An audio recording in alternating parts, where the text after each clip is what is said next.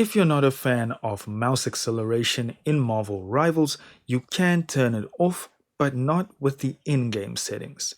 So hit the subscribe button first on YouTube. So apparently Unreal Engine 5 has this feature baked into it. But according to our sources, which are not at all Reddit, you can turn it off in the Windows settings.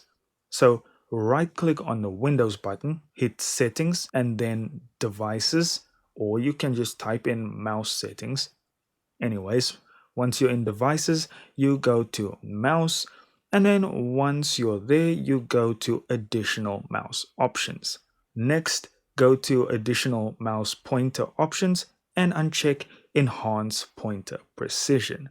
Now, when you go into the game, it should be problem solved. Though keep in mind, the last time we thought we had a workaround for this, it was patched. However, Marvel Rivals devs have said they will have this problem fixed by the next season.